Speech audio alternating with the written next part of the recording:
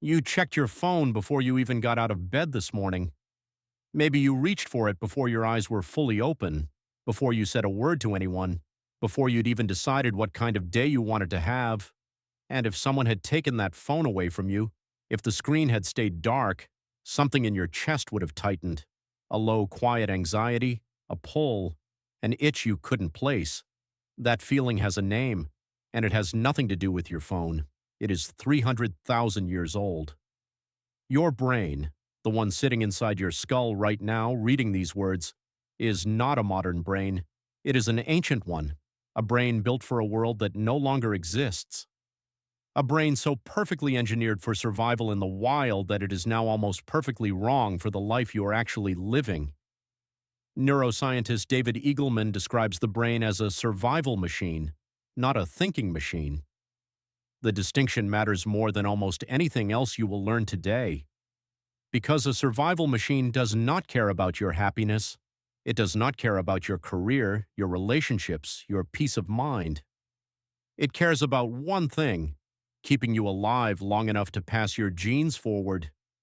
Everything else, every emotion, every craving, every irrational fear, is just a side effect of that single ruthless priority. So when you feel that pull toward your phone, your brain is not malfunctioning. It is doing exactly what it was built to do. It is scanning for social information. It is checking the tribe. And in the Stone Age, checking the tribe was the difference between life and death. Picture yourself 100,000 years ago. You are on the African savanna. You live in a group of roughly 150 people, a number that anthropologist Robin Dunbar identified after studying the brain size of primates and cross-referencing it with the social group sizes of hunter-gatherer societies. That number, roughly 150, became known as Dunbar's number. It is the maximum size of a social group that the human brain can genuinely track and maintain relationships within. Those 150 people are everything. They are your food supply, your protection, your warmth, your future. If you are cast out, if you do something that makes the group turn against you, you die. Not metaphorically, not emotionally, you die. Alone on the savannah, you last days, maybe hours. So your brain developed an obsession. It became the most sophisticated social monitoring system ever produced by evolution. It tracks faces, tones of voice, micro-expressions, body language. It replays conversations to figure out what someone actually meant. It imagines what others think of you with a level of obsessive detail that would seem almost paranoid if it weren't so universally human. Psychologist Mark Leary calls this the sociometer, an internal gauge that runs constantly in the background of your mind, measuring your social acceptance. When that gauge drops, when someone ignores you, criticizes you, leaves your message unread, your brain registers it as a threat to survival, not a bruised ego, not mild social discomfort, a threat. The same neural circuits that process physical pain light up when you feel social rejection, the same ones. That is not a metaphor. That is your Stone Age brain doing its job. And here is where it gets stranger. Your brain did not just evolve to monitor the tribe, it evolved to be afraid of almost everything. The negativity bias is one of the most documented phenomena in modern psychology. Simply put, your brain pays more attention to bad things than to good things. A criticism stings longer than a compliment warms. A single bad day can overshadow a week of good ones. You can receive 9 pieces of positive feedback and 1 piece of negative feedback and spend the entire evening thinking about the negative one. This is not weakness, this is engineering. Psychologist Rick Hansen, author of Hardwiring Happiness, describes the brain as a Velcro for bad experiences and Teflon for good ones. The reason is simple. In the ancestral environment, missing a positive, failing to notice a berry bush, had minor consequences. Missing a negative, failing to notice a predator, failing to notice a rival's hostility, had fatal ones. So your brain built a system that over-indexes on threats, that treats ambiguous signals as dangers until proven otherwise. That would rather cry wolf 1,000 times than miss the wolf once. You still carry that system, right now, today. It is why you replay an awkward moment from 3 years ago at 2 in the morning.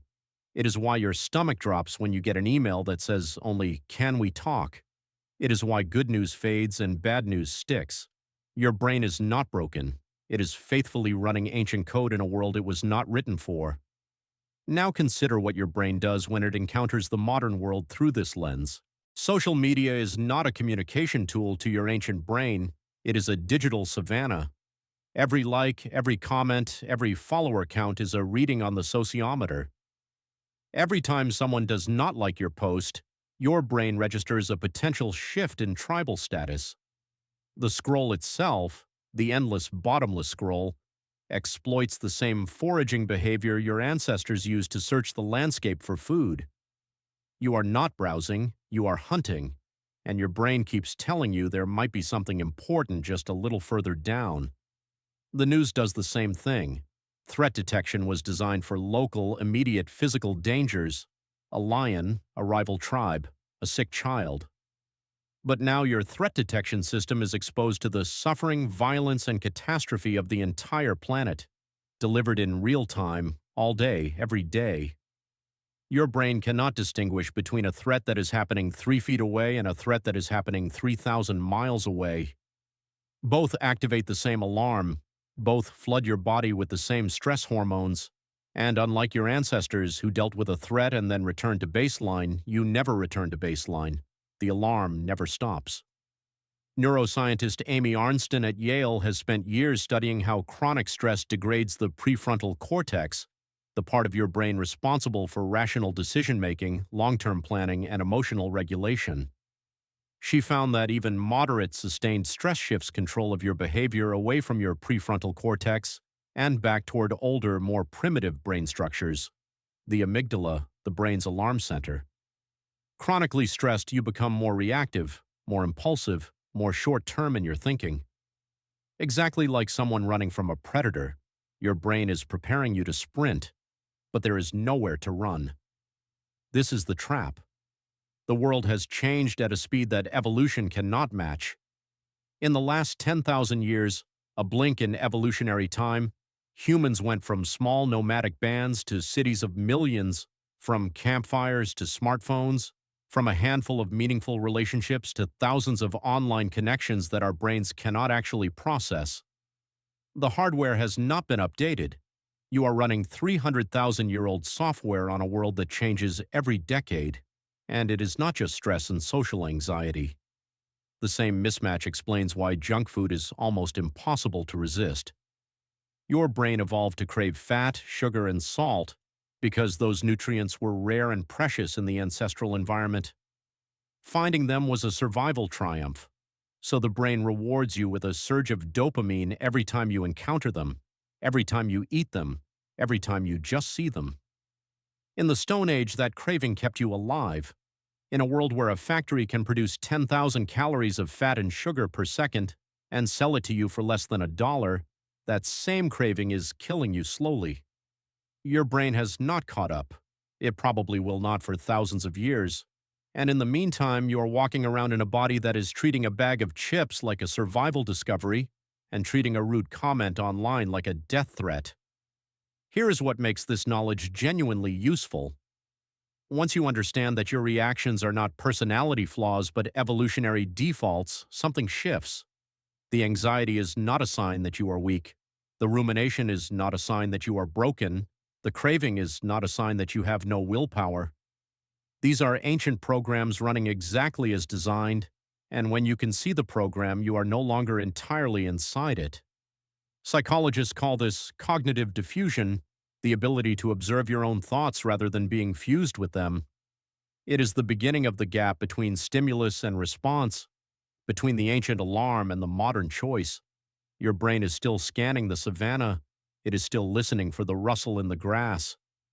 It is still checking to see if the tribe approves of you, still flinching at shadows, still reaching for sweetness when the world feels uncertain. But now you know why, and maybe that is enough to pause, just for a second, before you reach for the phone again. Not because the urge is wrong, but because you can finally see it for what it is. A 300,000-year-old reflex, faithfully doing its job, in a world it was never meant to survive in. Tonight, when you feel the pull, toward the screen, toward the worry, toward the voice that asks what everyone else thinks of you, you will know exactly where that pull comes from. It comes from the savannah. It comes from the dark. It comes from the part of you that is still in every nerve and synapse, trying to make it through one more night alive.